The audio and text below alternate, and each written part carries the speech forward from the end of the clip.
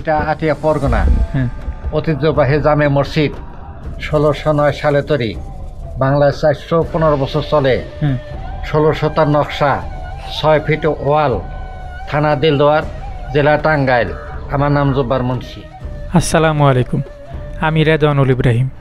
আজ আমি আপনাদের ঘুরিয়ে দেখাবো বাংলাদেশের অন্যতম একটি প্রাচীন মসজিদ।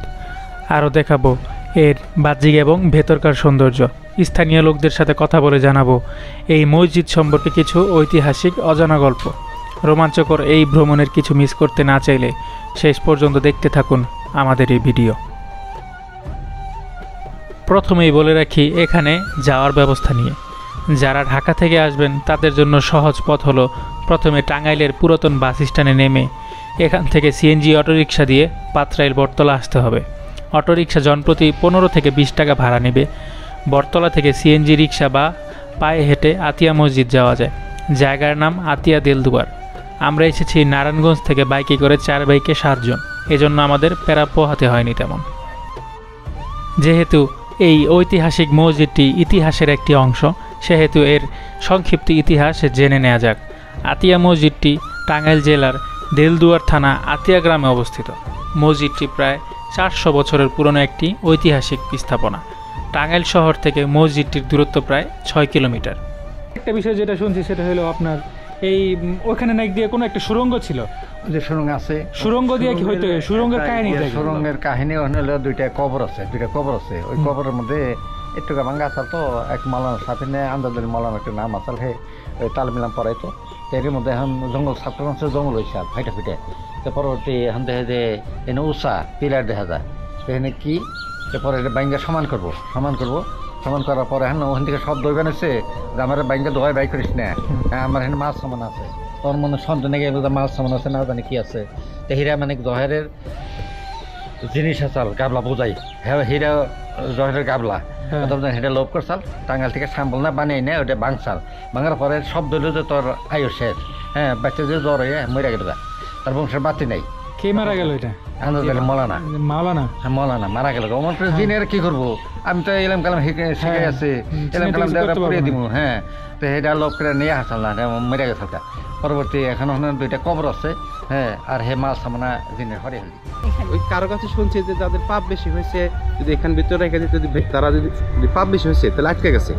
আর মূলত যদি পাপ বেশি না হয়েছে তারা আলহামদুলিল্লাহ বের হয়ে গেছে। এটা কি সুড়ঙ্গ থেকে? সুড়ঙ্গটা কি এখনো আছে? হ্যাঁ এখন ওই প্রচলিত নাই, এখন আদিম যুগে যে 60 দশকে যখন ছিল তখন থেকেই।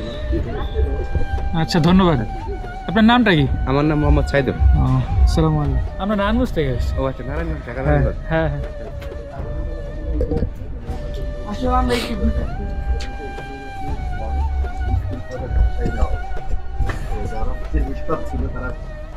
আতিয়া মসজিদের পূর্ব ও উত্তর দিকের দেয়ালে টেরাকোটার উপর স্থান পেয়েছে ফুলের নকশা। মসজিদের পূর্ব দিকে 3টি প্রবেশপথ ছাড়াও উত্তর দক্ষিণে আরও 2টি করে প্রবেশপথ রয়েছে। লাল ইটে তৈরি আতিয়া মসজিদটিতে সুলতানি ও মোগল আমলের নিদর্শন দেখতে পাওয়া যায়। 1800 সালের ভূমিকম্পে আতিয়া মসজিদ ক্ষতিগ্রস্ত হলে 1837 সালে এবং 1909 সালে মসজিদটি পুনর্নির্মাণ করা হয়। বাংলাদেশ ব্যাংক কর্তৃক মুদ্রিত 10 টাকা মূল্যমানের নোটের এক পার্শ্বে আতিয়া মসজিদের ছবি রয়েছে। মসজিদটি ঐতিহাসিক ও স্থাপত্য প্রেমীদের স্বপ্নের গন্তব্যস্থল। ভ্রমণপথে লৌহজং নদীর শান্ত পরিবেশ ও মসজিদের চারপাশের প্রাকৃতিক সৌন্দর্য আপনাকে অবশ্যই মুগ্ধ করবে।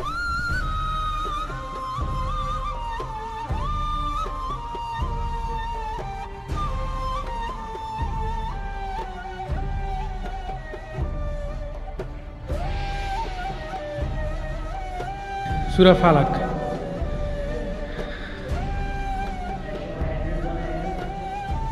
কুল আউযু বিরাব্বিল ফালাক। জিনটা বাইরেল তাক জিন তবাক জিন কুয়া দি পানি। এটাও অনেক ভালো ছিল। এখন জন্য তার মতো অপবিত্র মানুষ এদিকে পা রাখার কারণে এগুলো নষ্ট হয়ে গেছে না দিয়ে বিয়া করছে এই কবে তুই এখন ঢুকতে আসছে